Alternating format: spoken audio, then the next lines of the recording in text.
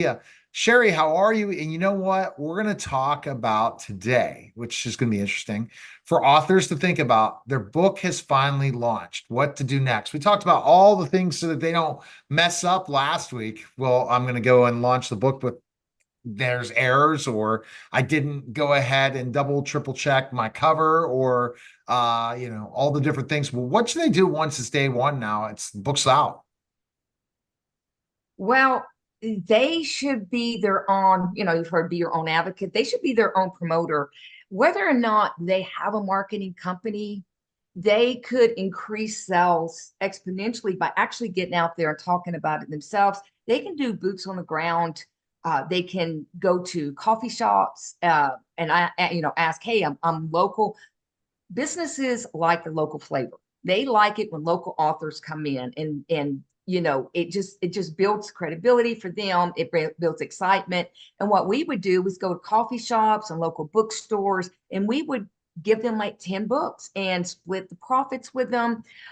They can they need to just get out there social media. They need to promote it on social media. I tell them podcast, go on to other people's podcasts, use other people's audiences to help promote your book.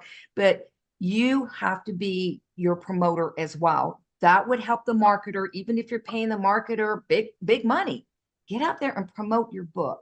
No one's going to know about it unless someone tells them. And sometimes you may know people that your marketer's not going to hit. Get a website up, get a presence somehow, get speaking engagements. Try to, and if you do, ask the person who's running the event, can I sell my books at the back of the room? I come back of the room sales. I've had authors say, I make my most money by doing back of the trunk sales, meaning that they have their books in the trunk of the car and they sell them at events. So always, I've seen authors walk around with tote bags with their book cover on it. I mean, you can go to like what's that, Vistaprint or something to get that done. Do little magnets or whatever. Just always get that book in front of them. And then I say after that, I tell my authors, I'm like, when you first publish, do an ebook and do either a paperback or hardcover. And then because readers are fickle, maybe 3 months from then, re-release it, relaunch it with the other, like if you did a paperback and an e-cover, now do it with a hardcover. Keep that book fresh in front of readers. Totally. And I think that you brought up a lot of things that they're not social media, because the bottom line is, as an author going out and speaking at an event, you're going to sell books. Even if you're going to do the speaking engagement for free. It could be about something not related to your book at all, but you have something to sign after. You have a table, ask them for a table. I think that if I was running out as a book author, I'd say, yeah, I'm happy I get book sales off Amazon, but ultimately, and I'm promoting it every day and doing everything. But if I really want to move books, I need to get in front of people. That's right. You know, all Yeah. book conferences too, other book fairs.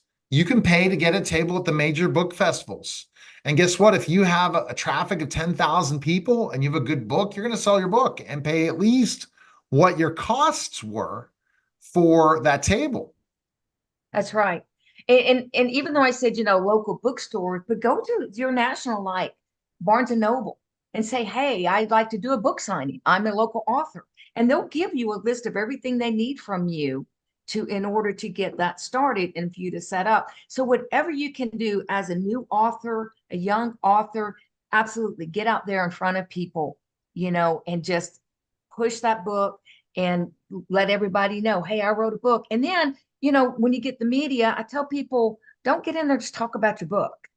Get on there and give the listeners, whatever their audience is and what they're interested in, what are three secrets that you can share with them in your book?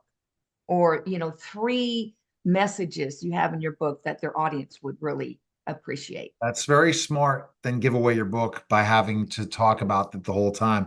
That's very interesting. When I interview people for movies, I make sure I talk not giving away anything. Why is it that people give away their books? That could be another thing. Why do people go on and talk about their book the whole time? Then why do people buy it?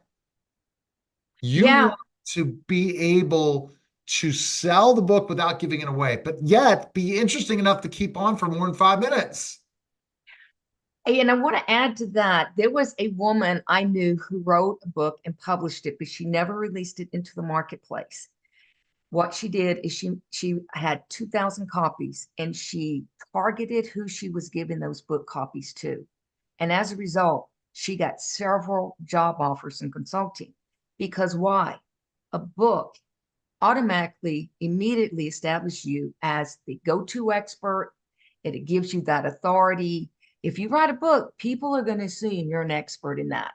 And guess what? You've accomplished writing a book. That's a task that you actually saw through from the beginning to the end. And people like that. They like that consistency. So sometimes it's not all about the marketplace, but what can your book give you? All right. Best place to go, storehousemediagroup.com right now and schedule a call, Sherry, today. Appreciate Sherry. Great topic. Take Thanks, care. Neil.